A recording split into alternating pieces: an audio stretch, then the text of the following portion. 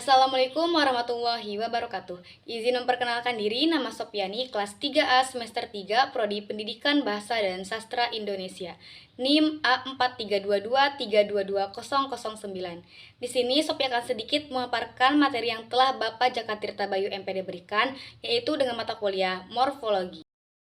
Sebelum lanjut ke materi prinsip-prinsip pengenalan morfem, di sini Sophia akan sedikit menjelaskan mengenai hakikat morfologi.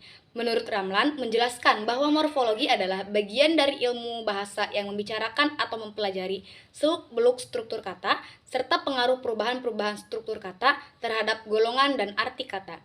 Ada juga menurut Nida, yaitu menjelaskan bahwa morfologi adalah suatu kajian tentang morfem-morfem dan penyusunan morfem dalam rangka pembentukan kata. Secara rinciannya, hakikat morfologi. Morfologi itu yaitu ilmu yang mengkaji seluk-beluk kata, fungsi, serta proses perubahannya morfem menjadi kata sesuai dengan penggunaannya dalam gramatika atau penuturan. Pembentukan kata beserta unsur pembentuk kata yaitu morfem. Proses pembentukan kata disebut proses morfologis. Proses morfologis tersebut seperti afiksasi, reduplikasi, dan komposisi. Lanjut ke materi prinsip-prinsip pengenalan morfem. Prinsip-prinsip pengenalan morfem ini terdiri atas 6 prinsip. Yang pertama yaitu bentuk-bentuk yang mempunyai struktur fonologis dan arti atau makna yang sama merupakan satu morfem. Contohnya, pukulan, makanan, kritikan. Keterangannya, struktur fonologis dan makna yang sama, maka satuan tersebut merupakan morfem yang sama. Sekarang lanjut ke prinsip yang kedua. Prinsip yang kedua yaitu bentuk-bentuk yang mempunyai struktur fonologis yang berbeda merupakan satu morfem apabila bentuk-bentuk itu mempunyai arti atau makna yang sama. Dan perbedaan struktur fonologisnya yang dapat dijelaskan secara fonologis. Contohnya, membawa, menulis, menyisir, menggambar, dan melempar.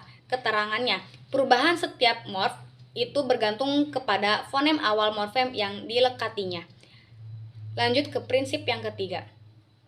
Prinsip yang ketiga yaitu bentuk-bentuk yang mempunyai struktur fonologis yang berbeda, sekalipun perbedaannya tidak dapat dijelaskan secara fonologis, masih dapat dianggap sebagai satu morfem apabila mempunyai makna yang sama dan mempunyai distribusi komplementer. Contohnya, berkarya, bertani, bercabang.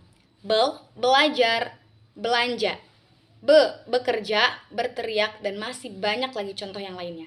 Keterangan, kedudukan afiks yang tidak dapat bertukar tempat itulah yang disebut distribusi komplementer. Lanjut ke prinsip yang keempat. Prinsip yang keempat, apabila dalam deretan struktur suatu bentuk berparalel dengan suatu kekosongan, maka kekosongan itu merupakan morfem, ialah yang disebut morfem zero. Contohnya, kalimat A, Sophie membeli sepatu. Yang B, Sophie membaca novel. Yang C, Sophie makan pecel. Yang D, Sophie minum susu. Keterangannya, pada kalimat A dan B, verb aktif transitif tersebut ditandai oleh men. Sedangkan pada kalimat C dan D, verb aktif transitif itu ditandai kekosongan, tidak ada men. Kekosongan itu merupakan morfem yang disebut morfem zero. Lanjut ke prinsip yang kelima. Prinsip yang kelima ini apabila bentuk yang mempunyai struktur fonologis yang sama itu berbeda maknanya, tentu saja merupakan fonem yang berbeda. Contohnya, Kiki membeli buku. Buku itu sangat mahal. Kiki membaca buku. Kiki makan buku tebu. Keterangannya, satuan buku pada kalimat A dan B merupakan morfem yang sama karena maknanya yang sama.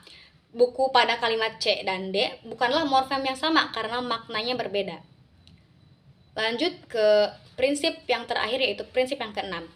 Satuan gramatika yang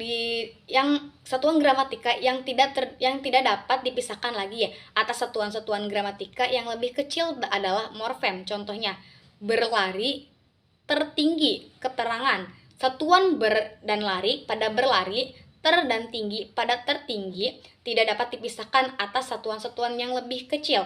Oleh karena itu, berlari, tertinggi adalah morfem. Mungkin hanya itu yang bisa sedikit Sophie jelaskan mengenai prinsip-prinsip pengenalan morfem.